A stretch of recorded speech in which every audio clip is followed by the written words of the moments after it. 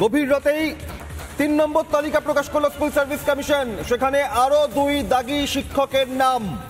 তৃতীয় তালিকায় ২টি নাম প্রকাশ, রোশনারা বেগম ও সঞ্চিতা দাস। সব মিলিয়ে এখনো পর্যন্ত ১,৮০৬ জন অযোগ্য শিক্ষকের নাম প্রকাশ এসএসসির। রোশনারা বেগম তৃণমূল বিধায়ক হামিদুর রহমানের মেয়ে।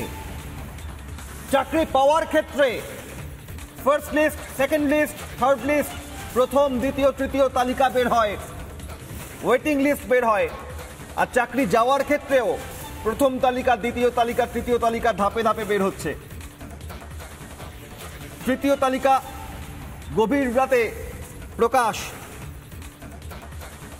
শিক্ষামন্ত্রী ব্রাত্য বসু ৩ নম্বর তালিকা বেরিয়েছে এখনো পর্যন্ত। শিক্ষামন্ত্রী কি বলছেন দেখুন। এটা তো সুপ্রিম কোর্টের নির্দেশে বিষয়টি আমাদের আইনজীবী সাংসদ, মাননীয় সাংসদ কল্যাণ বন্দ্যোপাধ্যায় বিষয়টা সুপ্রিম কোর্টে কথা দিয়েছেন এবং পুরোটাই মানে এসএসসি থ্রু আমাদের আইনজীবী বিষয়টা ডিল করছে।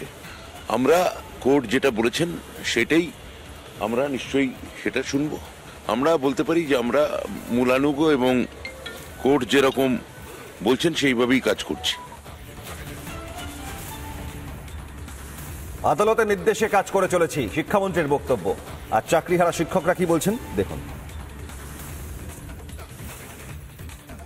দেখুন, আমাদের দীর্ঘদিনের দাবি ছিল যারা অযোগ্য সাদা খাতার মাস্টার, যারা গ্রাম বাংলার শিক্ষা ব্যবস্থা ধ্বংস করেছে 7 বছর ধরে, সেই টেন্টেড তাদের তালিকা মহামান্য সুপ্রিম কোর্টের নির্দেশে আজ প্রকাশ করলো।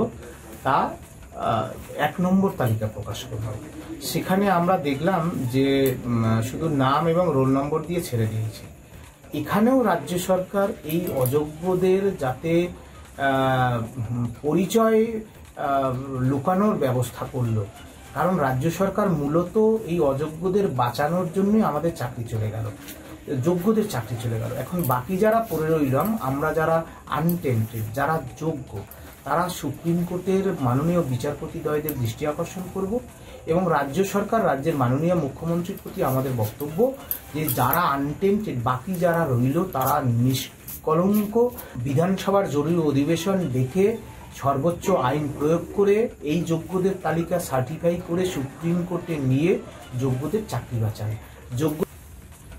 মহামান্য সুপ্রিম কোর্টের নির্দেশে অপদার্থ অযোগ্য স্কুল সার্ভিস কমিশন তাদের ওয়েবসাইটে অযোগ্যদের লিস্ট প্রকাশ করেছে। আমরা নিশ্চিতভাবে লক্ষ্য রাখবো যে মহামান্য হাইকোর্টের নির্দেশে 26/7/2023 যে লিস্ট প্রকাশ করেছিল সেই লিস্টের সঙ্গে এই লিস্টের কোনো গরমিল আছে কিনা সেদিকে তো চোখ থাকবেই আমাদের, এখনো আমরা দেখিনি। কিন্তু একই সঙ্গে আমাদের একটা কথা বলার আছে, মহামান্য বিচার ব্যবস্থার কাছেও আমাদের কাছে একটা আবেদন থাকবে। সেই যখন আপনি মহামান্য বিচারপতি আপনি যখন লিস্টটা চাইলেন, তাহলে রিভিউ পিটিশনের আগে কেন স্কুল সার্ভিস কমিশনকে বাধ্য করে এই টেন্টেডদের লিস্টটা আপনি চাইলেন না? এবং একই সঙ্গে আনটেন্টেডদের যে লিস্ট, সেই লিস্টটাকে সার্টিফাইড আকারে চাইলেন না। ৩ নম্বর তালিকা প্রকাশ ১,৮০৬ জনের নাম এখনো পর্যন্ত সামনে এসেছে দাগীদের। আইনজীবীদের বক্তব্য শোনাই। ফিরদৌস তামিম, তরুণজ্যোতি তিওয়ারি, তারা কি বলছেন দেখুন। এসএসসির পক্ষ থেকে যে তালিকা বের করা হয়েছে সেই তালিকা অসম্পূর্ণ। তার কারণ যতজনের নাম থাকা উচিত ছিল টেন্টেড ক্যান্ডিডেট হিসেবে ততজনের নাম নেই। যে তালিকা দেওয়া হলো সেই তালিকা অসম্পূর্ণ তালিকা, সম্পূর্ণ তালিকা দেওয়া হলো না। আসলে টেন্টেড ক্যান্ডিডেটদের সঙ্গে রাজ্য সরকার, এসএসসি এবং বোর্ড আগেও ছিলেন, বর্তমানেও রয়েছেন, সেটা বোঝানোর জন্যই এই লিস্ট 1 বলে অসম্পূর্ণ তালিকা দেওয়া হলো। আগামী দিনের যে নিয়োগ প্রক্রিয়া যেটা হতে চলেছে, পরীক্ষা হতে চলেছে আগামী 7 তারিখ এবং 14 তারিখ, যদি কোনোভাবে কোনো টেন্টেড ক্যান্ডিডেট এইভাবে পরীক্ষায় বসে আবার সিলেক্টেড হয়ে যায়, তাহলে নতুন নিয়োগ প্রক্রিয়াও তো কলুষিত হবে। 14 তলার থেকে নির্দেশ আসলো, আলটিমেটলি নামগুলো প্রকাশ পেল। শুধুমাত্র 9, 10, 11, 12 গ্রুপ সি এবং গ্রুপ ডি তালিকা এখনো প্রকাশ করেনি। এই 9, 10, 11, 12 এর নামটা যখন প্রকাশ পেল, তখন একটা অদ্ভুত জিনিস দেখলাম আমরা।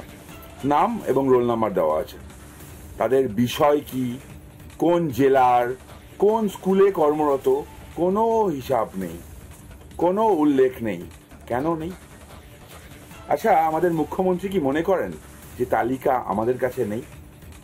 মুখ্যমন্ত্রী মনে হয় ভুলে গেছেন, কমিশনার মনে হয় ভুলে গেছে যে কলকাতা হাইকোর্টে সিবিআই এর ইনভেস্টিগেশনের পর একটা তালিকা জমা হয়েছিল।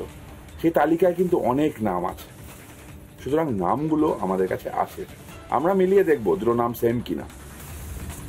3 ধাপে মোট 1806, আর এরপর আর কি হয় নজর থাকবে আমাদের। এ প্রসঙ্গে কেন্দ্রীয় শিক্ষা প্রতিমন্ত্রী সুকান্ত মজুমদার, তৃণমূলের রাজ্য সহসভাপতি জয়প্রকাশ মজুমদার, তারা কি বলছেন দেখুন।